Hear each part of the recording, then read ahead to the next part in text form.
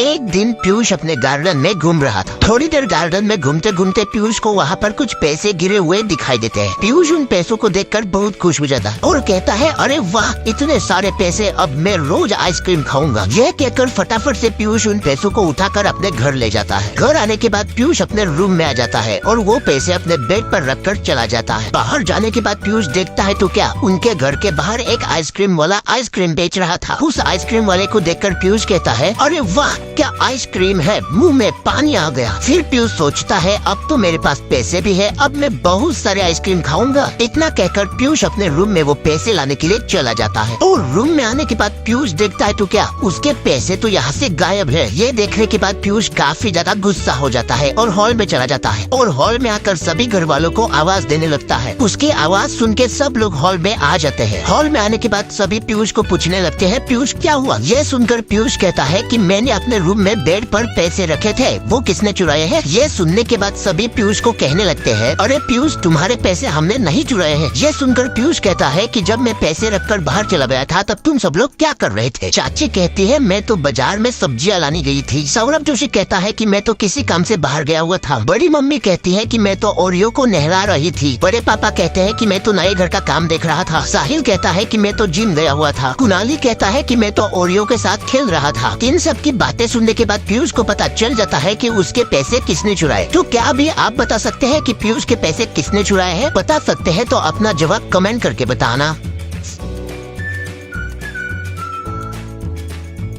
पीयूष के पैसे कुणाली ने चुराए हैं क्योंकि कुणाली ने कहा था कि मैं तो ओरियो के साथ खेल रहा था, लेकिन आपने ध्यान से देखा होगा तो बड़ी मम्मी ओरियो को नहला रही थी। इसका मतलब कुणाली झूठ बोल रहा था और पैसे चुराने की वजह से पीयूष कुणाली को बहुत पीट देता है और उसके पैसे वापस ले लेता है। उसके बाद सौरभ जोशी पीयूष और कुणाली से कहता है, चलो हम मोमोज खाने चलते हैं। फिर सौरभ जोशी, कुणाली और पीयूष मोमोज खाने के लिए अपनी कार लेकर चले जाते हैं। मोमोज खाने जा ही रहे थे तभी रास्ते में उनकी कार एक डाकू रोक देता है। फिर वो तीनों कार से उतर जाते हैं। फिर सौरभ जोशी बोलता है, अरे डाकू, क्या हुआ, हमारी कार क्यों रुकी है। ये सब सुन के डाकू कहता है, चलो जेब में क्या है निकालो और दे दो मुझे। ये सुनकर सौरभ जोशी कहता है, अरे डाकू, हमारे जेब में कुछ भी नहीं है, हमें जाने दो। फिर डाकू कहता है, ठीक है, चलो मैं तुम्हें जाने देता हूँ, लेकिन तुम्हें मेरे एक पहेली का जवाब देना पड़ेगा। फिर सौरभ जोशी बोलता है, बताओ वो पहेली क्या है। फिर डाकू कहता है, अरे सौरभ जोशी, बताओ इनमें से तुम्हारी रियल वाइफ कौन है। तो गाइस, क्या अभी आप बता सकते हैं कि इनमें से सौरभ जोशी की रियल वाइफ कौन है? बता सकते हैं तो अपना जवाब कमेंट बॉक्स में बताना। आपका टाइम स्टार्ट होता है अब।